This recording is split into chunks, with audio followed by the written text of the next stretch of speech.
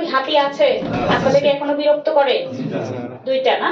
তবে আমার মনে হয় আগের থেকে এই হাতির তাণ্ডবটা একটু কম।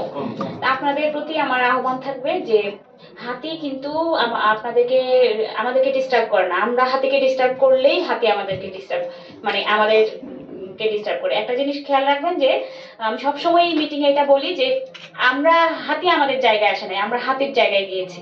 হাতির বাসস্থানে আমরা গিয়েছি বলেই হাতি তার পুরাতন বাসস্থানে ফিরে আসে আর কি। হাতি কখনো তার রাস্তা ভুলে না, তার বাসস্থান ভুলে না। হয়তো এক সময় এখানে হাতির বাসস্থান ছিল, আর আমরা হাতির বাসস্থান নষ্ট করে ফেলছি। হাতির খাদ্য সংকট। হাতি তো বড় একটা প্রাণী, যেটাকে উঠিয়ে অন্য কোনো জায়গায় দেওয়াও যায় না। এ কারণে তার খাদ্যের অভাবে তারা মূলত লোকালয়ে ঢুকে। আরেকটা বিষয়, যখন হাতি আপনারা দেখবেন তখন হাতিকে প্যানিক করবেন না আপনারা।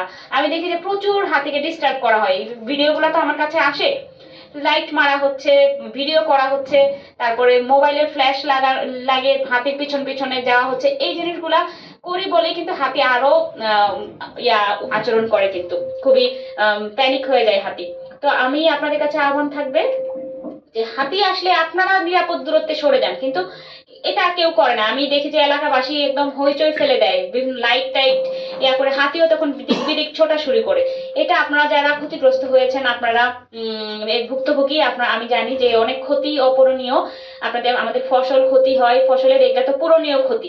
এই এখানকার মানুষের ক্ষয়ক্ষতি দেখা, ফাইল তৈরি করা, এগুলো রেডি করে পাঠানো, সব দায়িত্ব পুরকান এবং সেটা করতেছে। কিন্তু সে যদি কাজটা না করতো তাহলে এত সহজ হইতো না।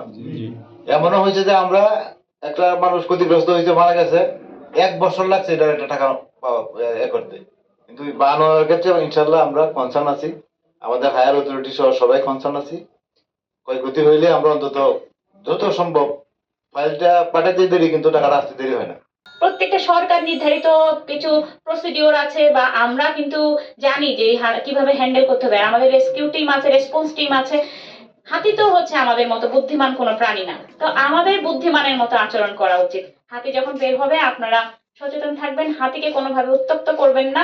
হাতি যদি আসে, সে কিন্তু হয়তো খাবারের অভাবে সে আসে, এবং এগুলোর জন্য কিন্তু আমরা দায়ী, কোনো না কোনো ভাবে আমরা দায়ী। আমরা হাতির বাসস্থান নষ্ট করেছি, হাতির খাবারের যে সংস্থান সেটা আমরা নষ্ট করেছি। এই কারণেই হাতি লোকালয়ে আসে, নাহলে কখনো কোনো বন্য প্রাণী লোকালয়ে আসতে পছন্দ করে না।